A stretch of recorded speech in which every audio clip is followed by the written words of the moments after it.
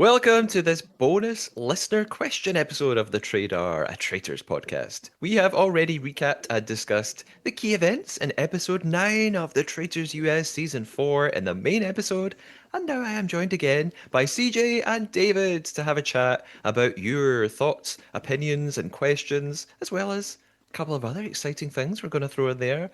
I will. Well, first of all, CJ and David, welcome back. It's been so long. Yes, Hello, thank you. It's so lovely. great to see both of you. Yes. I had to move into the library because some of these questions I may need to consult a book, so Yes. I had to switch rooms here. Of course, makes sense. I have changed outfits because I was freezing cold. Because I'm in the UK and it's cold most of the time here. I know I said I was in the US earlier. It was a lie. I was kidding, folks. That was your lie. Man. That was your lie That for was the my episode. lie. Yes. I'm also I had to grab my little fleece blanket here just because it is very cold here in my New York apartment that's very poorly insulated. Ah, you've got blankie. I'm still wearing my murder shirt. And rocking it, David. Rocking it. Thank you. I will no longer keep people in suspense. I will stick to my word. I've been talking about the online version of the Traitors. I'm going to host. I'm going to run a game of the Traitors. We're going to play on Zoom, and we'll be doing missions. There'll be traitors. Some of you will have to bluff. All of you will probably have to bluff and keep secrets and suss out who's behaving strangely and try and make it to the end. I can't guarantee there's an actual prize yet. I've not figured that part out yet. But you can sign up now. There's a on Eventbrite. The event is there. There are only so many spots, we can't have hundreds of people playing the traitors. Otherwise, it will last way too long. It will be. It could last up to 4 hours. It is, we're playing a full game. We're running through lots of missions and banishments and a few twists and turns. And We won't have to run up any hills, will we? if you want to run on a treadmill as you play, that is up to you. You will not have to run up a hill. Candace, you can come and join us. It won't be your biggest fear. And the sort of standard price is set at £11, but if you want a discount code that will take £3 or £4 off that, I will give you the discount code now. It is Round Table. Ooh. All one word. Round Table. Capital letters, if that makes a difference. So all in caps. Round Table. Use that, and there you go. You can get it. I mean, you don't have to use the discount code if you want to just pay the £11 and support the pod. Maybe you want to do that, but if it's easier for you to use the discount, go ahead and use it. And yeah, there we go. Send me any message if you've got questions about it. I think the tickets may go relatively quickly. There are going to be some co-hosts from the podcast that you'll recognize in the game playing with us. I'm looking forward to it. Should be fun. Who could those people be? David is stroking his chin mysteriously. David, I've given away the thing that I was teasing, but you mentioned we're going to tease something else for the end of this episode. You've had an interaction with Tara herself. Yes. Well, we will. Last time you had me give away the Lisa thing right at the top of the episode. This time we're going to hold off the Tara interaction, her comment on my video. We'll hold that off to the end. We'll do questions, answers, and then we will also talk about the article in Variety where the producers were interviewed. Very controversial answers, in my opinion. And then more controversy as Alan was on Watch What Happens Live with Andy. So, yeah, we have a wide variety of topics to hit here. One thing I want to CGM. add, yes, is that £11 is $15 US dollars and 2 cents for anybody who's wondering. Thank you for the conversion rate. And I will say that is hugely cheaper than going to the live experience and paying shitloads of money to do that. This will be just as good. So there we go. And I mean, yeah, I knew like that I knew the US dollar was weak, but that is pretty weak. Yeah, not much of a difference, right? Yeah, UK, if you come and play the London live experience, it's like 40, 50, 60 pounds. So a fraction of that price to stay in the warmth of your own home and not have to travel to London. There we go. let's move to our questions then. I am going to start us off with a voice note. This is from Maria again, Maria Fraser. Maria's been on the pod, and she sent some thoughts about Johnny and Tara in particular. Let's listen to Maria's thoughts. Hey y'all, this is Maria. That was a good episode. I liked it. I liked a lot about it. I liked seeing Lala again. I thought the blackmail was so odd, in a fun way. And then, yeah, Natalie whispering about the dagger at the round table. A couple unique things we saw this episode. So I was here for it. Now, about the Tara and Johnny of it all. I know people are going to say they were stupid for revealing that they're a secret duo. And I know that it's going to make things harder on them in the future. But I think the chances of them having a future were so low, especially like surviving both banishment and murder. At least now only one of them can leave. The chances of them both leaving at one point were pretty high. And now, by Stephen Coletti.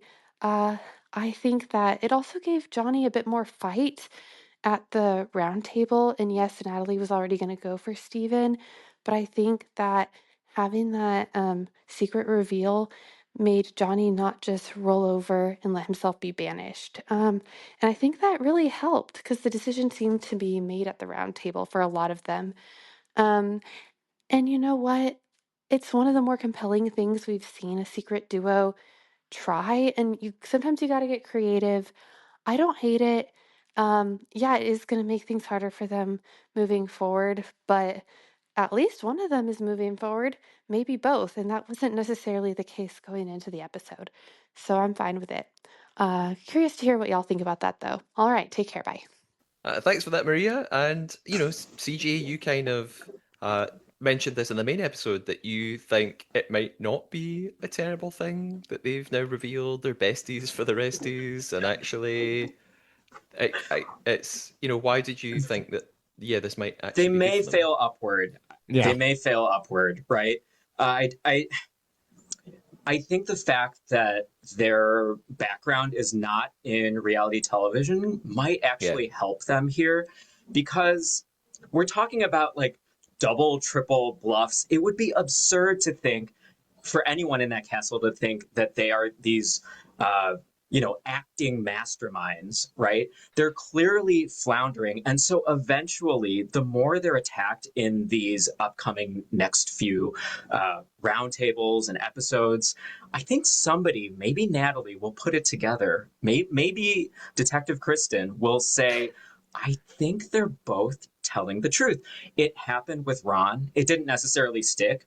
They could be the new Ron, that they get so attacked and so under fire that eventually the faithfuls just relent and move on to somebody else. It is possible. David? Yeah, I like your term failing up. I think that's accurate because, yes, it is a terrible idea in general to reveal that you are a secret duo. But I think part of it is we already heard murmurs that, they know each other. We know they know each other. Nobody realized just how well, obviously. But yeah, I mean, the thing is, some of them are still thinking that like Tara is the mastermind or Johnny is the mastermind. And so I just think, like I said at the end of last podcast, if the traitors don't murder one of them, not this time, but next time, I think they could be in serious trouble. Yeah. Not those two. I think the traitors could be in serious trouble. Yeah, sure. Because you have two locked votes together as you're getting down to very small numbers. And like you said, if a couple people start believing them, who's left? Yeah, agreed. I have several questions, all really about Rob. And David, you have a couple as well. I'll start off with I have a message from Tara. Is it the Tara? I don't know. Just someone called Tara on Instagram sent me a message saying, no, this isn't really a question, just an observation. Not sure if you mentioned this. I don't think you have. But are you and David and CJ aware that Rob was on Love Island USA season 6 with Aaron Evans from UK Traitors Series 1? And I had noticed that, but I don't think we did mention it on the podcast. Tara says, He's not only smart, but I'm sure while they were hanging out all day on an island, traitors probably came up. I never hear anyone on any of the podcasts making this connection. But then again, traitors podcasters probably aren't watching a bunch of 20-somethings acting ridiculously every day during the summer. So thanks for that, Tara, or T. I did know, I don't watch Love Island, but I did make the connection. I saw something on social media that they were on the Yeah. same season together. It's kind of funny. Yeah, wouldn't be surprised if maybe Aaron gave him some tips. Yeah, I've seen that, but I've also seen the counter, which is, not to spoil anything. I don't even remember Aaron, I'll be honest. But Aaron was not a brilliant mind on the Traitors UK. And wasn't a traitor. He was a faithful. And so, I mean, now, could that have led to Rob doing his own research on his own? Like, oh, this is interesting. Maybe I'll look into it more. Yes, absolutely. But I don't think he got like genius level game information from Aaron. Probably not. I will say this is a spoiler. Skip ahead 20 seconds if you don't want a spoiler for UK Series 1, like 4 years ago. Aaron was one of the winners. Aaron won the show as a faithful. But yeah, he wasn't a traitor, so he can't he can't, get but obviously Rob at the time wouldn't have been like, I predict that one day I'm going to be on the Traitors as a traitor. Aaron, tell me what to do. But yeah, I imagine they probably did chat about the show, which is some cool sort of beyond the world of the Traitors, things interacting and coming together. David, you had a question specifically about the dagger, at which we know Rob has on Blue Sky. So this is from Mara, or maybe it's Mara, on Blue Sky. And she actually sent this in just after our cutoff for last week. But the question still is relevant. What is the best way to handle daggers? Will the Dagger 6 realize that the only player it helps by hiding who has daggers is Rob? Did players do the same in the UK season? And wouldn't Faithfuls think hiding it would be worse? Will the Traitors just go through the 6, murder them one by one? Was it a misstep of Rob? Should he have kept quiet? And, some more things about that. Now, in the UK, the dagger showed up much later in the season. It was not done the same way. This was a surprise to us when we saw how it was done in the US. So they don't have that same issue there. Does it help only the player who's hiding it? Yeah, I don't know. I mean, here's the thing. And it's hard to say because we're talking about Rob. And anything Rob does is perfect and fine because, as we mentioned in the main podcast, he is the Teflon traitor. It doesn't matter if he does something, they just go, oh, Rob, oh, he's so wonderful. Look at how he's using this information as a faithful because he's obviously a faithful. Give me more of that Kool-Aid or bathwater to sip. And so, I mean, there's lots of theoretical possibilities that we could have talked about, but when it comes to Rob, it's just so difficult to separate that. I do think that under normal circumstances, and I think I mentioned this last week or the week before, if you're with a group of 6, pulling them all together and saying, we're going to hide this so the traitors don't find out, is a terrible idea because odds are pretty good one of those 6 is a traitor. And if you're one of the 6 and you don't think any of the other 6 are a traitor, that means the person who proposed it is probably a traitor. But heaven forbid anyone consider that Rob is a traitor. So, yes, in theory, I do not recommend the way that this has been handled. It is too large a group to have a secret of this type. And so, yes, in the future, I do not recommend this path for anyone who may encounter it in another season. Yeah.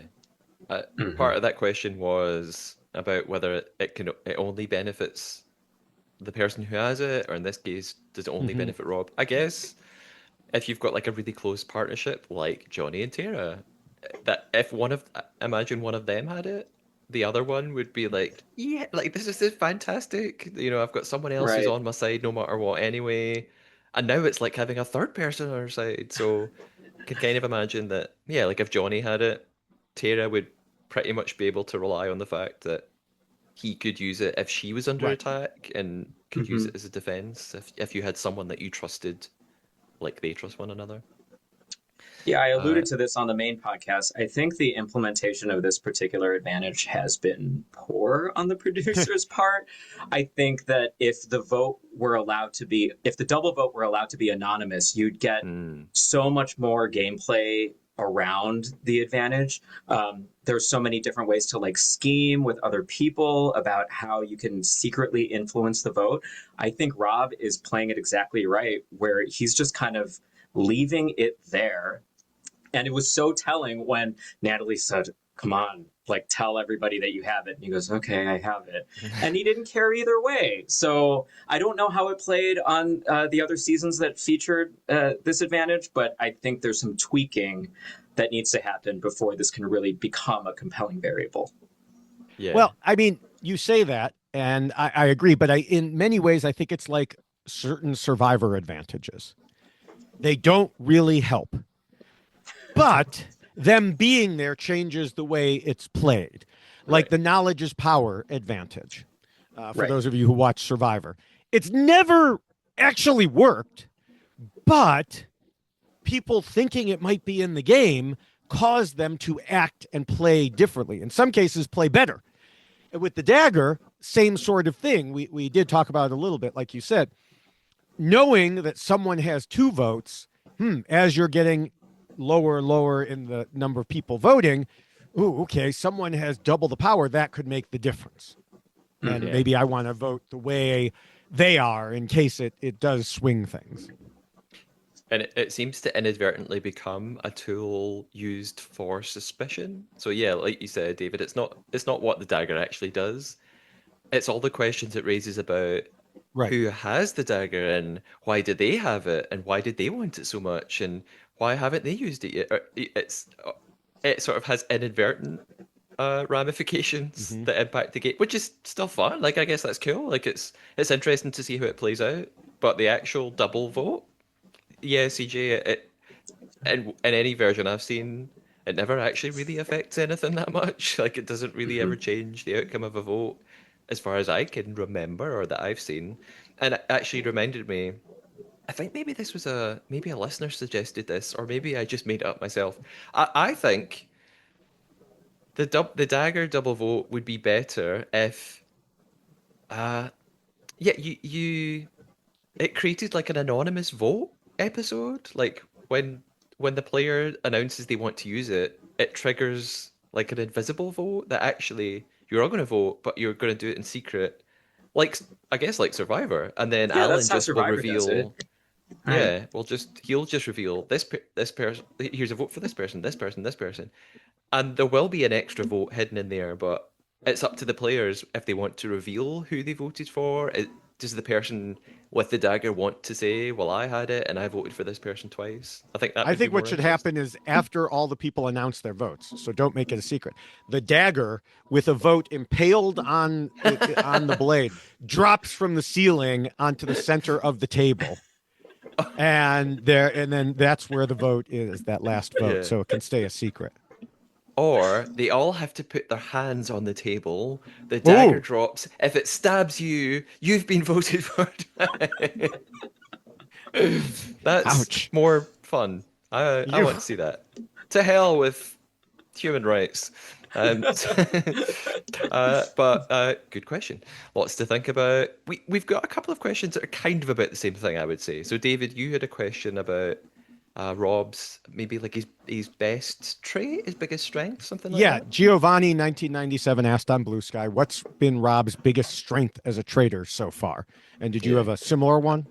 It's kind of Gina Marie on YouTube simply asked, my question, who do you predict would last longer as a traitor, Rob or Eric? And Okay. I'm guessing we're going to all say Rob, and therefore we might Yes. end up talking about the same things. Yeah, I mean, to me, Rob's biggest strength is his social game. It's his Hmm. friendliness and approachability and the fact that he's really good looking probably doesn't hurt him. So everyone likes, as CJ pointed out in the main podcast. Yes. yes, everybody likes him, and that's great in the Traitors. You want everyone to like you, so they have blind trust in him. And that, I mean, that's the number one for me. He has allies in just about every single person there. Mm-hmm. Mm-hmm. Yeah, I mean, he has multiple strengths. And, I would say one wouldn't necessarily work without the other. But yes, I agree. His social game is the biggest strength. And then he does have strategy. He has more strategy than most of the quote unquote gamers we've seen. Mm-hmm. And I think part of it is he's not labeled as a gamer. He's labeled as that, I hesitate to use the word, but that dumb Southerner from, Love Island. Mm-hmm. And he's played into that. This is something we have seen work on other shows like Survivor. Oh, he's just the hick. He doesn't know what he's doing, No, believe it or not, people with a Southern accent can also have brains. It is possible. And so even people who look like Rob can have brains. So, he is using the social game, but also he's downplaying himself, his intelligence, while also just using strategy and logic.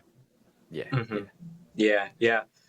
He definitely has hot person privilege. I mean, how many times can we say he's hot? He's hot. He's very charismatic, right? And so he's using it to his advantage. I think two additional strengths I want to call out. One is, and you'll laugh at this, but I mean it, a sense of humility. I mentioned it last time, or I alluded to it.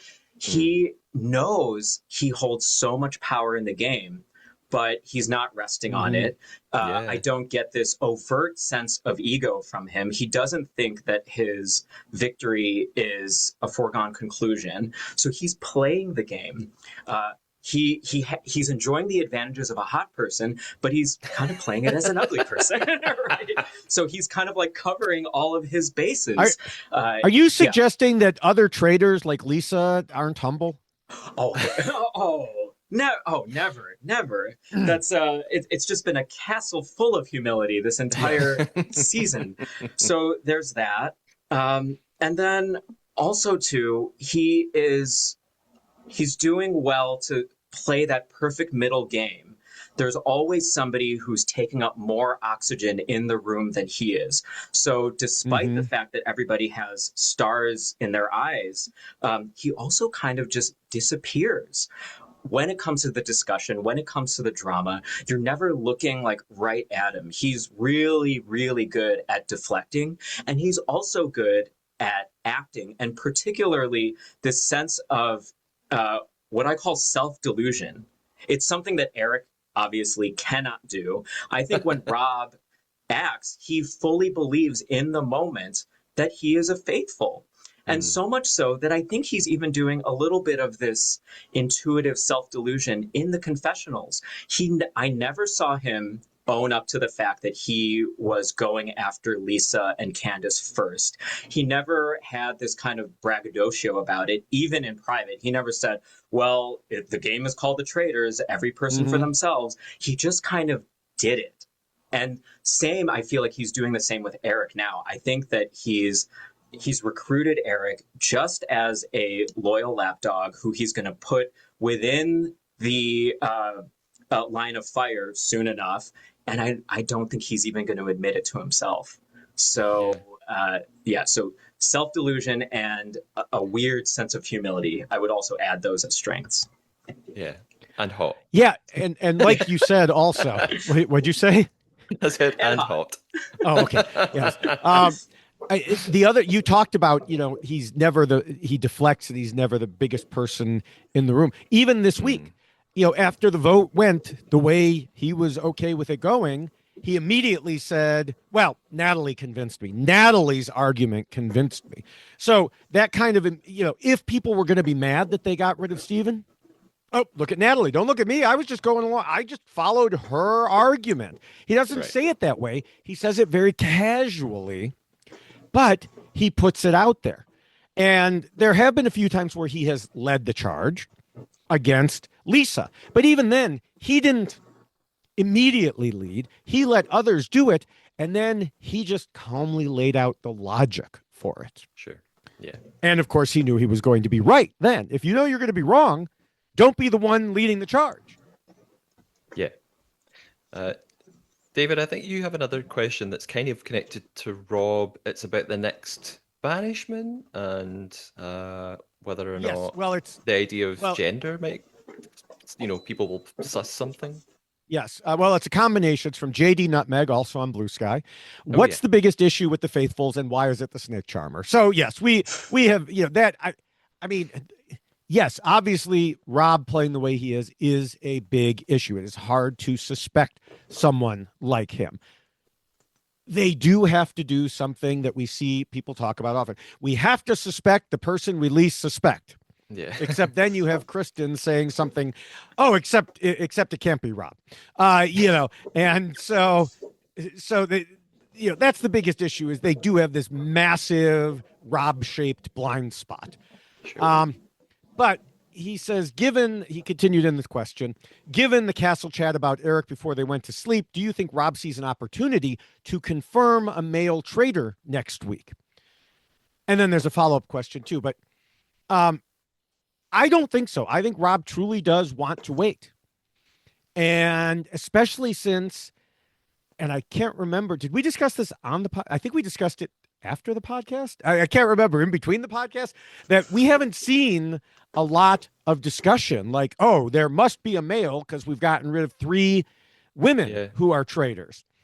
And so there should be discussion like that. But also we have seen there have been other, not that I think any of these people have watched them, but there have been other series where they were all of one gender to start with, just to mess with people. Kind of the same way there were no housewives and, multiple gamers last time, whereas this time there were no gamers and multiple housewives. So they are shaking things up. And yes, 3 out of 4 is a lot of women in there. And I also think this is why he had to pick a man as a traitor, just in case he doesn't want to sacrifice Eric. But if he has to sacrifice Eric, then people can be happy and say, oh, look, there was a man here. And also why you want to murder a woman, because, which sounds really bad out of context. I realize no one, take this clip, and I'm not running for office later. Cancel. Yeah. But why you want to, as I'm wearing my murder shirt, just why you want to get rid of a woman, because it doesn't narrow the pool of men. So if there has been, so that there may have been discussion about this. We just haven't seen because it hasn't amounted to anything. Right. But that may also be one reason they were focused on mostly Johnny or Steven, whereas Tara just got a couple votes. So I don't know if he is going to sacrifice Eric just before they stop revealing, or if he's going to follow up on his word and go through. I think he's, like you said, Matthew, a couple times, I think he's okay if Eric has to go. I don't think he's going to go out of his way. But if he does have to go, whoop, there's a man. So, and that also leads to, is the next banishment the final one with a reveal? And yes, it should be, because it's the ones in the finale that are typically, and I'm not going to count down the numbers in my head, because whenever I do that on the spur of the moment, I get it wrong. But I think it's the final 5 that they stop typically. So if somehow the numbers ended up being 6, and like they had to do back-to-back roundtables, which have happened in some series, I'm not sure if both of them would be no reveal, but at least final 5 would be no reveal. Yeah. I have a voice note that is sort of moving on to a slightly different area. And this is a voice note from Laura. This is Laura Effinger-Dean. Laura has been on the podcast with you, David, I think more than once, to talk about probably Traitors US and Canada. And Canada as well. There we go. So let's listen to Laura's thoughts. Hey, Matthew and David. This is Laura. I wanted to ask about recruitment versus blackmailing. It seems like at this point, it's almost never worth it to recruit somebody because A, you give up a murder, and B, the person you try to recruit can just say no, and then your whole night is wasted. Whereas with blackmail, they can't say no, and you get to murder somebody afterwards. So I guess my question is it ever advantageous to recruit somebody, or should you just wait for blackmail? And if it's not advantageous, can the show make changes so that it's a more interesting decision for the traitors? Thanks. Love the show. Thanks for that, Laura. I think we've probably talked about this on the podcast, David, about whether or not we think recruitment's ever worth it, whether they should always just try and murder if they have the option. I guess one of the obvious reasons to recruit is when your plan is to just scapegoat somebody, Right? and Right. the faithful maybe. It's been a while. They've not had a successful banishment for 3 or 4 or 5 episodes, and so you want to just feed them a traitor. So sometimes that comes into play. Other than that, is there ever a good reason to recruit somebody? I mean, I agree. We've talked about how you don't usually bother at 2. I guess Laura just took it one step further because I wasn't thinking, well, after 2, there's just 1. So yes, that's the next logical step there. And so, yeah, I would agree unless you want to throw someone under the bus and you have 2 traitors who are working in a coordinated fashion. So that's one reason, especially this season, it wouldn't have made sense because Candace and Rob were obviously not working together. They would have, if they had wanted to recruit, they would have wanted to recruit someone who helped one of them, which, by the way, it's interesting. Candace said in interviews afterwards that I wish I had pushed harder to recruit and then I could have recruited this person. And it's like, but she said but she said in confessional, I just was pretending I wanted to recruit. I really didn't want to. So, like, were you lying in confessional? Were you trying to make yourself look better? Are you trying to make yourself look better now? I suspect, based on Candace's interviews, here's a hot take, that it's 2020 hindsight. She's trying to make herself look better now. I think in the moment she thought it was the right thing to do without realizing that Rob had the goods on her. So because in the moment there was no reason, there was no way Rob was going to agree with anyone that would help her. Yeah. So even if she had pushed harder, all Rob had to do was say, no. That's the end of it. No. He has all of the social capital there, and he knows it. I think that she was, like I said, trying to make herself look better in those interviews by saying that. But there's no situation where the 2 of them should have ever wanted to recruit someone because you're always picking a side. Now, do traitors always do what's best? No, obviously not. So yeah, if you're working harmoniously, maybe recruit someone, like you said, to feed them to the faithful wolves. Yeah. I guess another reason, well, actually, first of all, funnily enough, there was a comment on YouTube from a user who's got the most suggestive name. The username is Vaseline69. So Vaseline69 just said, when there are 2 traitors and they're not getting on, recruiting is like having kids to save a marriage. And yes. I guess maybe one other reason to recruit someone is when you recruit the person who's coming after you, or you suspect is about to start coming after you. Neutralize a fateful threat. That's what Parvati wanted to do with Peter, but he turned it down. But even that is problematic from the traitor perspective, because let's say that she did recruit Peter. Of course, if he's being that aggressive as a faithful, he's going to be that aggressive as a traitor and ultimately turn on them. Right. Yeah. It doesn't magically make them on your team. Mm-hmm. That was something else that Candace misunderstood about the whole game. The traitors are not really a team. They can act as a team, but they don't have to. Much like, we more frequently talk about the faithfuls, some of the faithfuls having this team attitude when it's not. But it does happen with the Traitors too, and that was one reason, Candace was so mad.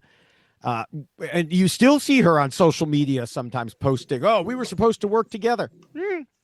I see people posting it in my comments who don't get the game. They will literally argue and say, Candace was right, Rob was wrong, and Rob should have been penalized for going against the team. What are you talking about?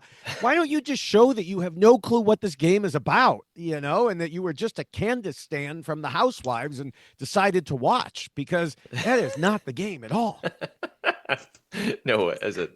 And I guess Laura makes the point that, yeah, recruitment can always be turned down. So like CJ, you Right. said, maybe you want to neutralize a faithful. But yeah, you have the problem that they just say no, and then they appear next day at breakfast and say, "Hey, guess what happened to me last night?"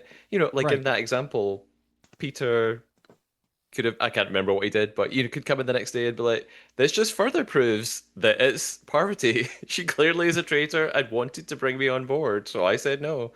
Yeah. So it just may not help at all. Yeah, I as far as Laura's last question, I think, about what can they do to change this and make it, mm, better. I don't know at this point. I think we still need to wait and make sure that it really is a problem, yeah, because there's a lot of things that we and Laura all understand as people who watch the game and understand games like this, um, whereas the players don't. yeah. So until such time as it literally no one ever recruits, I don't think they need to make changes to how the game is played. Yeah, I think so. I have just a couple of comments about future seasons and kind of ideal casts and stuff like that. So actually, last time on the pod, on the bonus episode for episode 8, David, we had a message from Dexter Delvin who was asking us what kind of gamers might we Mm. want to see on future seasons, and we threw a few names out there, but and I said, "Oh, Dexter, tell us who you're thinking of." So he did. I'm saying he. I'm assuming Dexter's he. Dexter says, "I'm surprised nobody from." This took me a minute to figure out what it was. Dondi is Deal or No Deal Island. Yes. So, I was like, Dondi. Dondi? What's Dondi? Yes. Yes. I was surprised nobody from Dondi was on the USA season forecast, considering it was an NBC show. My Right. understanding, I could be wrong, was that it did well in the ratings, but cost too much money to make. I thought that the woman with the rivalry with Boston Rob was the most likely to be cast. I've not seen the show, so I'm not sure who that is. The Circle is produced by Studio Lambert, who also make The Traitors. But the USA version of The Circle is Netflix. I'm not sure how good a strategist someone called Shubham is. I haven't watched The Shuby. Circle. Yes. Shubham. Yeah, Shuby. but Shuby. But he played twice, season 1 and season 5, and he regularly appeared in Traitors Dreamcasts. Jack Usher from The Anonymous has come across quite well in interviews. Mm. Trishelle said in an old interview she'd like to see Veronica from The Challenge be cast on Traitors. Uh, I'll name a few more shows to see if names come to mind. The Snake on Mm. Fox, House of Yeah. Villains. From Survivor UK Series 3, Doug Swinbanks. Oh And I yes, remember Doug Doug. well. Doug follows the podcast. He's Mm-hmm. Scottish and was really great on Survivor UK. Dexter says he understood the game, unlike a lot of the other players, and tried to discourage bitterness. Uh, I don't know who this is, but Ren Elvidge had potential, but was swap screwed. Maybe this is someone from Survivor UK that I just It do not must be. remember Yeah, now. I don't remember either. Yeah. Sorry, Sorry. Ren. Oh, it's like kind of ringing a bell. Matthew Yeah. Haywood. Spoiler: Matthew Yes. went on to win. Matthew would be an interesting pick. Rob C was a fan of Pegleg. I think it was more from an entertainment point of view. Yeah. And Jesse from The Inheritance, which I watched one episode of and then gave up. Dawn from Destination X. I also gave up on Destination X UK. I watched a few episodes and was Mm-hmm. not hooked enough to keep going. And then, funnily enough, Isabel on Spotify chipped in with another couple of suggestions. Isabel said, "Someone I'd love to see on Traitors US is TJ Lavin, host of The Challenge.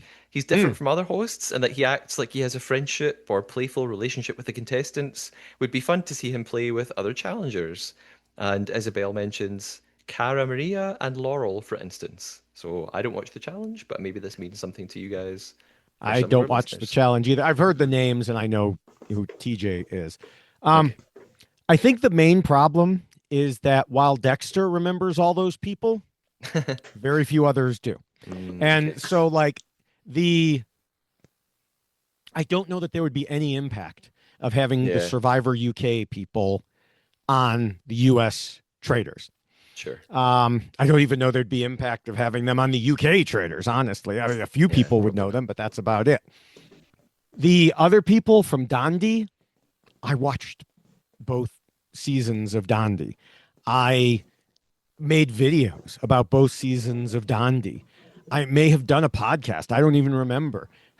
I don't remember the person that Dexter mentions there. So if again, I don't claim to have the greatest memory for names and faces. I know I don't, as a matter of fact. But if I don't remember them, and like for the Survivor UK, you and I don't remember someone, Yeah, and some sorry, of these other Ren. shows, yeah. The snake to me was such a bad show I stopped watching. After, like, there were a couple of likable people and they got voted out, and I was like, I'm done with this. And so, like, there was one person I remember, Catherine, who I think that was her name, Catherine. And but again, these shows, I mean, there's a reason there's not season 2 of The Snake, at least not yet. Maybe it'll be here. There's a reason there's no season 3 of Dondi.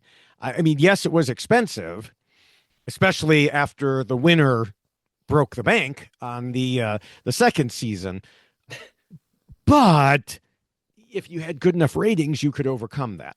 So, I think that, yeah, it's just a matter of finding, if they're going to have people here and pay them that kind of money, they want truly recognizable faces who will bring in an audience. Like it or not, housewives bring in an audience.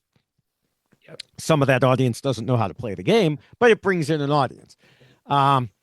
Survivor players bring in an audience. Big Brother players bring in, all these bring in someone. I don't think bringing a player from the Snake would do that, even if they're a good player. Even if, but clearly they're not just interested in bringing in good players. They're interested in other things, which we'll talk about a little bit more in a little while when it comes to that variety interview. Yeah. And CJ, obviously you watch The Traitors, you watch Survivor. How many other reality shows like this are you across? Close to nil. I really just follow Traitors, Survivor, and Drag Race, even though I haven't seen Drag Race in like 5 or 6 years now, just because there's like 6 or 7 seasons every year. Yeah, It's too many. too much to consume all at once. So the only other thing I can comment on in terms of dream casting, the 2 people from Survivor that I would want to see on would be Carson from season 44.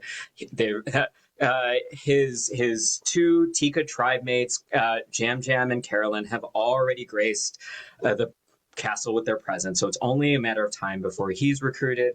And similarly, you can tell where my bias lies. I would love to see Christian from David versus Goliath. They're both lovable nerds who got very far in their seasons just from having like very adept gameplay and their own kind of unique, unexpected charisma. I think that they would be seen as immediate threats just because everyone else in the castle would say, oh, he's smart.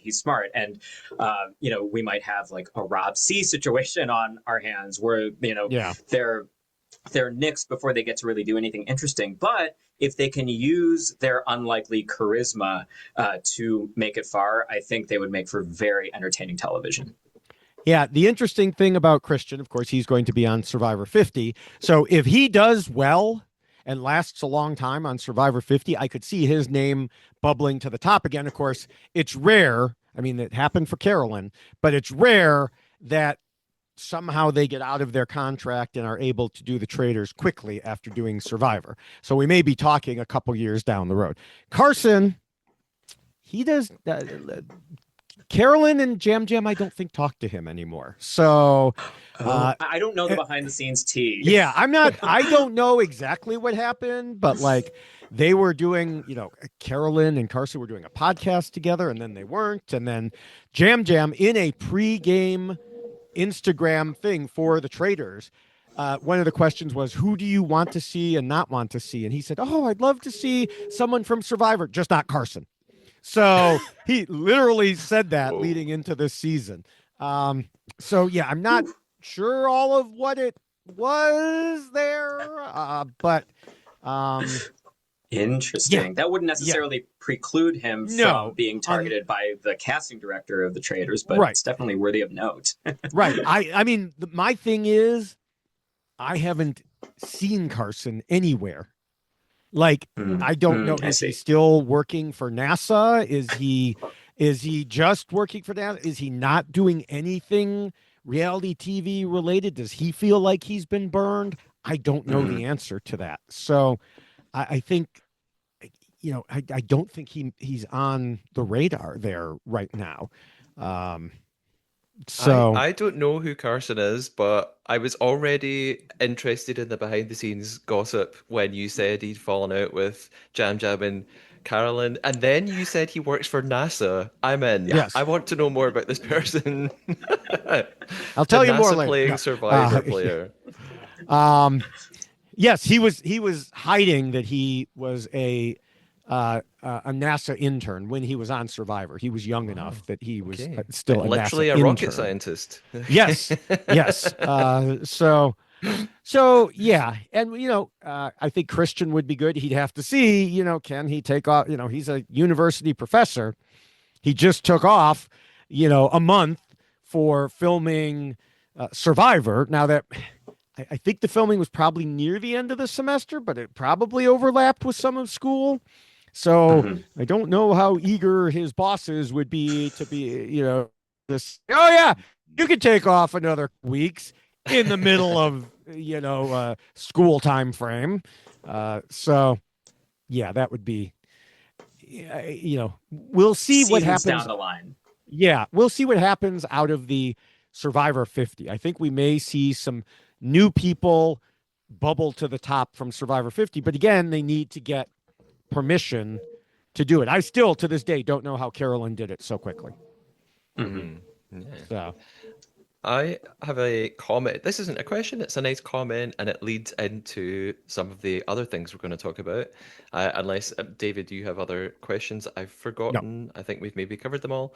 This is from Izzy Boo on Spotify, who says, as one of those overlap people who watches all the Real Housewives and understands game mechanics, I listen for your strategic analysis, so thank you. I burst out laughing hearing about how David got hit with peak Rinna energy. She is so delusional. If the mini drama continues to play out, David's Real Housewives tagline could be, I'll keep doing my thing, honey. Strategy doesn't need permission. I like instantly picture David twirling in front of the green screen, twirling in front of the sparkly graphics. Right. Let's make it happen. Love it. I guess that sort of leads towards a few more things. We've got this article in Variety where the producers have been talking about a few things. David, could you enlighten us? Tell us a little bit more about some of the interesting things that have been reported here. So Variety interviewed the Traitors producers. Yes. And they talked about a few things. Now, one of them was, can we talk about casting Michael Rappaport? Did you anticipate him getting a lot of screen time when you cast him? Which is not really the question that should be asked. It's why the hell did you cast him? What were you thinking? Yeah. And the producers, in this case, last name Reese Jones, said, well, when we got on a Zoom with Michael before he joined the show, we could see how much he loved the show, number one, how much he loved the game, number two, and how excited he was to be in Scotland. And he threw himself into it. With casting, the main question we always ask is, how much do they want to play the game? That's the number one question. Really? No, the number one question should be, is this person a jerk and an asshole? Is he going to ruin the season, or at least the part of the season he's in? Do people rightfully view him as someone who should not be promoted on a show like that? Is he problematic? Michael, the answer to all of these is yes. He is the type of person you should not be promoting. But the casting directors were like, or the producers were like, oh, he wants to be on the show. Great. And then they asked about Colton too, and if they anticipated the backlash of having him on. And the guy literally says, I'm going to give the same answer. It's exactly the same. I'm purposely putting on a dumb guy accent, by the way. Duh. We got on a Zoom with him, and you could see how excited he was to play it. And that is all you want. No, that is not all you want. Why are you ignoring his problematic past? He stalked a woman, for God's sake. Yeah. Okay, I know it was in his past. I know he apologized. And there are some people who have commented and will comment again. Well, at what point do you forgive them? I don't know, but maybe you can forgive them without re-promoting them and re-putting their image on everybody's screen and, forcing us to watch. I mean, okay, we're not forced to watch him, but if we want to watch the show, we are. So, yeah, they are totally deflecting, totally ignoring the answers they should be giving here. And it worries me. I already put a video out on this too, but it worries me. Like, does this mean they have completely missed what all of us have been saying here? Like, don't do this again. Are they going to find someone else? And if they're problematic, oh, sure, you were in the Epstein list, but, you're eager to play. So you're okay to come on. Yeah. At what point do we forgive? Right. It's just seems like a very poor answer to that. It's just like so sort of like tone deaf. Yeah. Very disingenuous, because we all know that they were chosen because of some broad notion of creating like good television or being provocative. But I am hoping, in my naive state, that the backlash that Colton and Michael have gotten post Traitors, one, will maybe discourage future problematic people from trying to use the show as some kind of image rehabilitation, right? Like, I don't think it's going terribly well for Colton. Of course, he could say any publicity is good publicity, but I don't think it helped whatever he's trying to achieve. I mean, it depends. Hoping, like, does he show up on Dancing with the Stars in a couple seasons? I mean, other producers may think the same way. For God's sakes, Dancing with the Stars cast, what was it, Sarah Palin's daughter one time or something like that? Even I know that. That's weird. Yeah. Right. Yes, as long as we are talking about them, we are part of the problem. But there's still a part of me that's like, I hope this just discourages either the producers or the potential problematic contestants from, appearing on future seasons. That's all. Yeah. Now, another topic. Sorry, unless you wanted to say something about that, Matthew. I jumped in. No, go ahead. Okay. You've covered another topic was the All-Star season. We discussed this last week, and the possibility, that the Sun revealed this. And the way the question was posed was, many amazing people have gone home early on the Traitors. Would you do an All-Star season? Well, the thing about an All-Star season is it doesn't usually include the people who went home early. So I'm not sure that's the way you phrase the question. But the producers said, we're only season 4. We're still a baby. But who knows? We have no control over who leaves the show at what point. Whoops. Just knocked down my phone. And there are people who have left the show in the last 4 seasons. Are there, some of them we would have liked to see more of? Absolutely. But it's a non-answer, because on the one hand, they agree with what you especially were saying last week, Matthew, in terms of they're a new show. They don't need to do All-Stars. But he doesn't say no, because he leaves it with, but who knows? So it seems like a very non-answer answer, because remember that, the Sun was claiming, well, it's not next season, it's in 2 seasons. So producers could say, well, we never said we weren't doing it, but we wanted at least 5 seasons under our belt. And if anyone even remembers to do it, this guy's not going to admit it in an interview. Like, right. he's not going to say no. Funnily enough, surprise. Like, of course he's going to play, coy, not. Yeah. Right.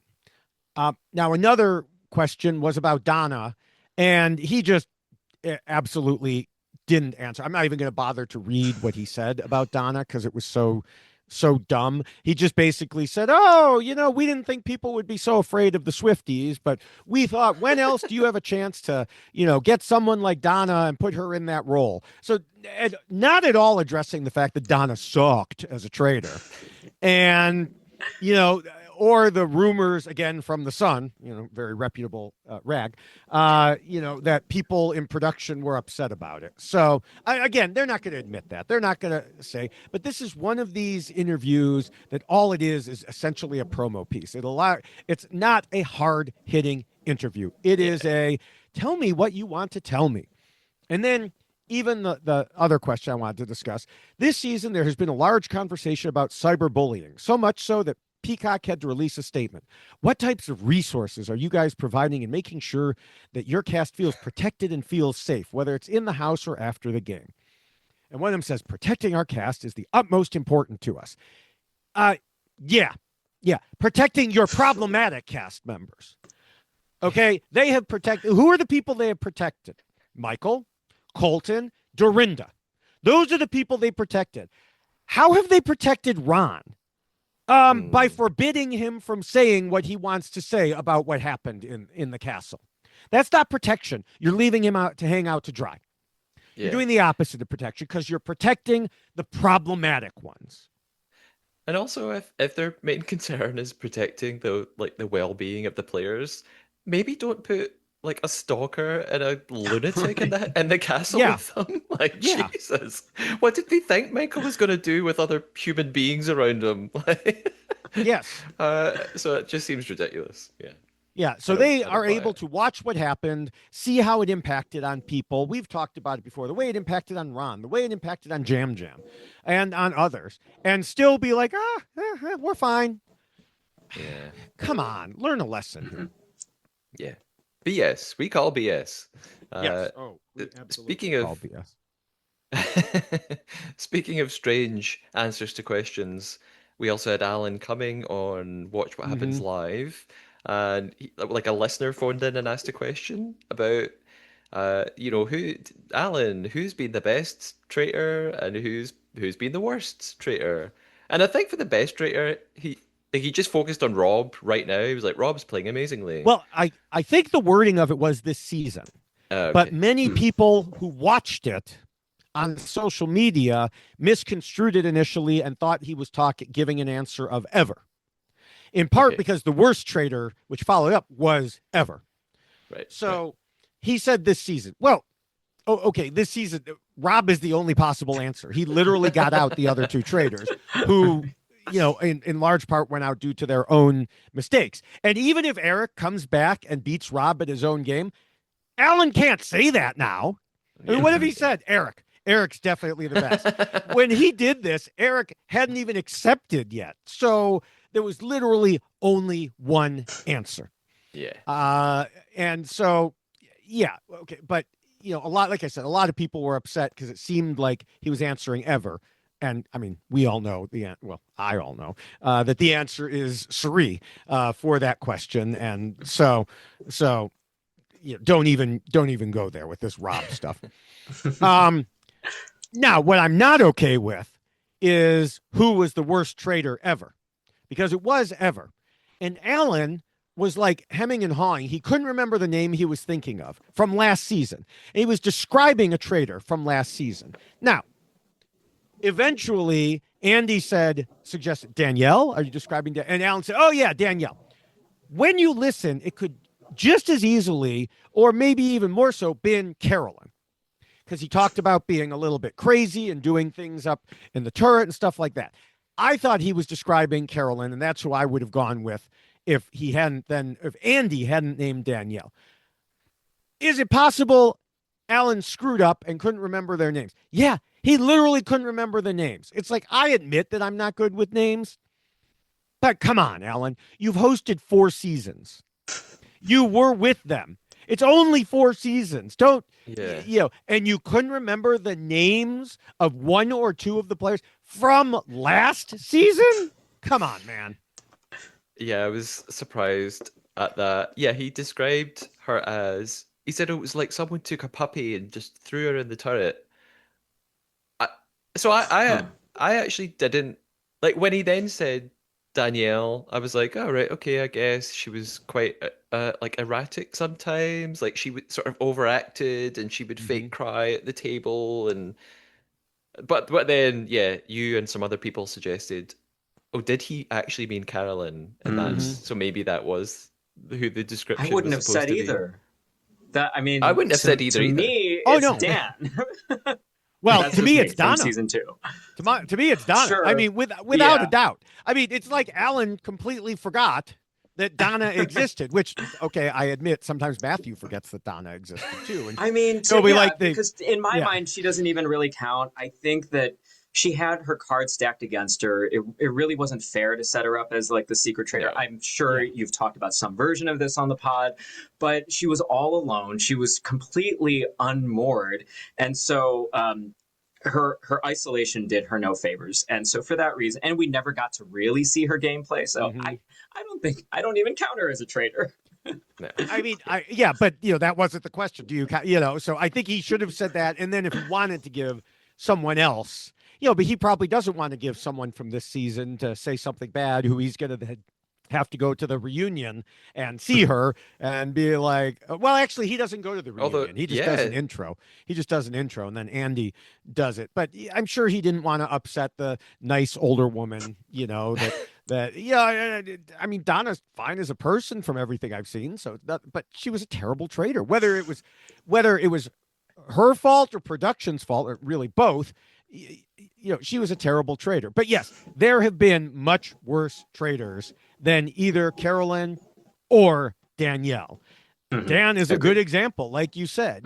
Dan just he blew it when he got in there. Bob the drag queen. Sorry, I understand he's the host of the podcast now. He was a terrible traitor.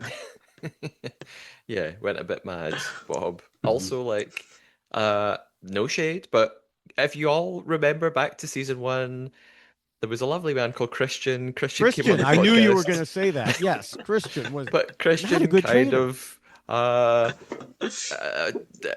to be fair, it was season one. He Yeah. wasn't one of the select. He didn't know what he was in for, and he kind of went a bit mad. Even Christian himself would probably admit, yeah, I didn't have a clue what I was doing.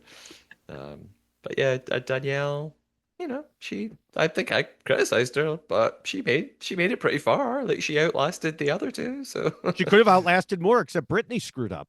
So I know that'll right. get lots of comments from the Brittany fans, and I'm a fan of Brittany. But we talked about it at the time. Brittany screwed up at that final round table. I think it was Yeah, when they had to do yeah, the tiebreak. that's right. So go back and listen to our podcast on that. Yeah, yeah. David, you, I think the time may have come. You've teased us. You've interacted with Tara herself. What went down? What's happening? What's going on?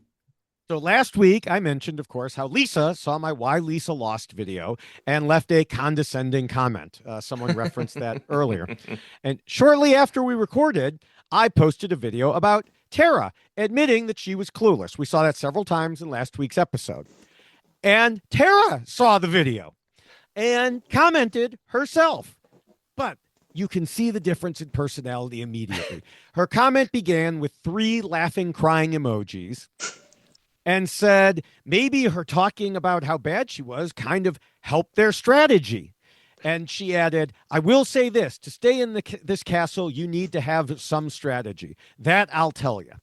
And she ended by saying the video gave her a giggle. So very much the opposite of Lisa's reaction, which is not surprising because Tara seems very much the opposite of Lisa's personalities in many ways. I mean, Tara is literally an Olympic gold medal winner. If anyone can have an ego, it is her. And she does not seem to have one at all. She seems to be a very, very fun person.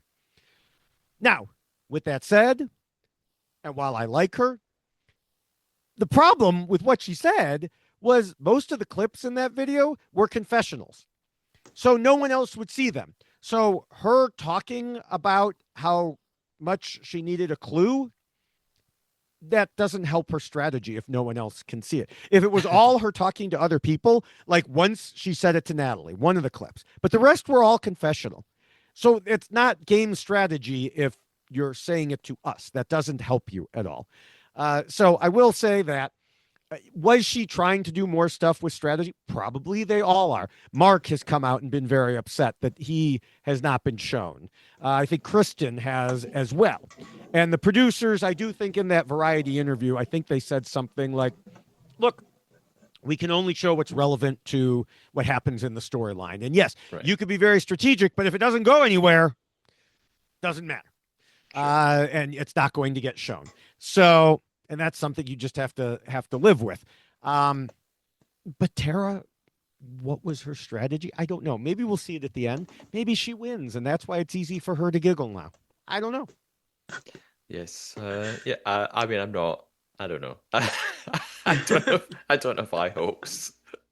Very nice, like her, but yeah, I'm not sure strategy is really at play here. Yeah. I think we've kind of reached the end of our questions, so thanks everybody who's sent them in. Same again next time. Once you've watched episode 10, David or I send the questions our way. You can do that in all the usual ways. Social media at the Trader Podcast. That's TikTok, that's YouTube, that's Instagram. The Trader Podcast at gmail.com or memo.fm/the Trader Podcast if you want to send a voice note in. We had a few of those today. CJ, David, thanks for sticking around. Again, I'll put your social media links in the episode description. CJ, you've got your podcast as well, your bottle podcast. Very excited about the next episode that you teased. And David and I will be back for episode 10, which is, I guess, the penultimate episode. So the 11 is the finale. Then we get a reunion. I guess, am I missing anything, guys? We had so much to talk about. I feel like I'm forgetting something. I don't think so. It's been an awful lot to talk about this episode. Yes. Thanks, everybody. Yes. We'll be back soon. Laters, traders. Bye-bye, you little muffin gobblers. And stay traitorous.